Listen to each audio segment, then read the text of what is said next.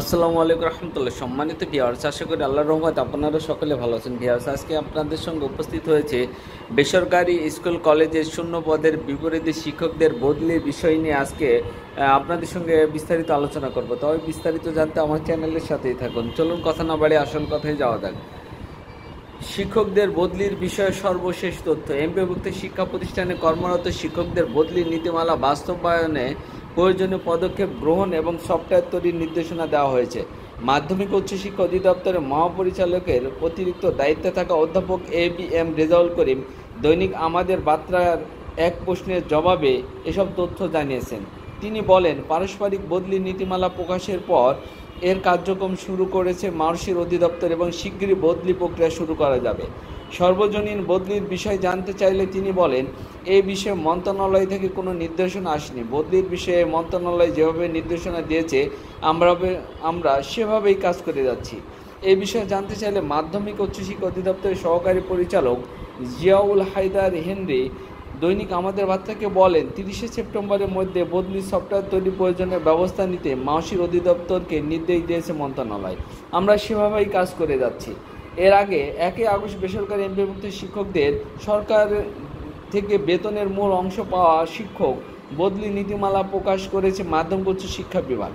নীতিমালা অনুযায়ী শুধুমাত্র মাধ্যমিক উচ্চ শিক্ষা অধিদপ্তরের মহাপরিচালক পারস্পরিক বদলির আবেদন নিষ্পত্তি করতে পারবেন। এর জন্য কিছু শর্ত আছে। শর্তগুলোর মধ্যে রয়েছে, শুধু সমপদে কর্মরত 2 জন শিক্ষকের লিখিত সম্মতিপত্র সহ পারস্পরিক বদলির আবেদন বিবেচনা করা হবে। পারস্পরিক আবেদনে লিখিত উল্লেখিত নিজ জেলা ছাড়া অন্য জেলার বদলির জন্য আবেদন করা যাবে না। তবে নারী আবেদনকারীরা স্বামীর জেলায় বদলির জন্য আবেদন করতে পারবেন। নিয়োগ পাওয়া শিক্ষকের চাকরি 2 বছর পূর্ণ হলে বদলির আবেদন করা যাবে। অসম্পূর্ণ বা ভুল তথ্য সংবলিত আবেদন বিবেচনাযোগ্য হবে না এবং চাকরি জীবনে কেবল একবারই বদলির সুযোগ থাকবে।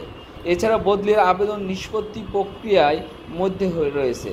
বদলির সমগ্র প্রক্রিয়া সফটওয়্যারের মাধ্যমে সম্পন্ন হবে। মাধ্যমিক উচ্চশিক্ষা অধিদপ্তর সফটওয়্যার তৈরি অনলাইন আবেদনের ফরম্যাট নির্ধারণ করবে। প্রতি বছর 16 অক্টোবর থেকে 15 ডিসেম্বরের মধ্যে অনলাইনে পারস্পরিক বদলির জন্য আবেদন নেওয়া হবে। অনলাইনে আবেদন পাওয়ার প্রতি বছর 31শে ডিসেম্বরের মধ্যে যাচাই বাছাই করে নিষ্পত্তি করতে হবে। বদলি করা ইন্ডেক্সধারী শিক্ষকদের আগে প্রতিষ্ঠান থেকে বর্তমান প্রতিষ্ঠানে অনলাইনে ট্রান্সফার করতে হবে এবং বদলি করা শিক্ষকদের এমপি অন্যান্য আর্থিক সুবিধাদি ও জ্যেষ্ঠতার ধারাবাহিকতা বজায় থাকবে। এছাড়া বলা হয়েছে, বদলি আবেদন অধিকার হিসাবে দাবি করা যাবে না। বদলি করা শিক্ষকরা কোনো ধরনের টিএডিএ ভাতা পাবে না। আদেশ জারির 15 কর্মদিবসের মধ্যে সংশ্লিষ্ট শিক্ষা প্রতিষ্ঠানে প্রধান বদলি করা শিক্ষকের অবমুক্তি নিশ্চিত করবেন। অবমুক্তি হওয়ার পরবর্তী 5 কর্মদিবসের মধ্যে নতুন কর্মস্থলে যোগদান করতে হবে এবং সংশ্লিষ্ট শিক্ষা প্রতিষ্ঠান প্রধানকে যোগদানের বিষয়টি মাধ্যমিক ও উচ্চশিক্ষা অধিদপ্তরের মহাপরিচালককে জানাতে হবে। তবে অবশেষে বদলির বিষয়টি নিশ্চিত হতে যাচ্ছে। তবে বদলির বিষয়টির মধ্যে একটি বিষয় লক্ষ্য করা যাচ্ছে, বেশ কয়েকটি শর্ত জুড়ে দিয়েছেন এই অধিদপ্তর। চলুন আরও বিস্তারিত জানতে আমার চ্যানেলে যারা এখনও সাবস্ক্রাইব করেননি অতি দ্রুত চ্যানেলটি সাবস্ক্রাইব করুন এবং পাশে থাকা বেল আইকনটি বাজিয়ে দিন। পরবর্তীতে নতুন যত তথ্য আসবে আপনাদের হাতের নাগালে পেয়ে যাবেন। আসসালামু আলাইকুম রহমতুল্লাহি ওয়া বারাকাতুহু।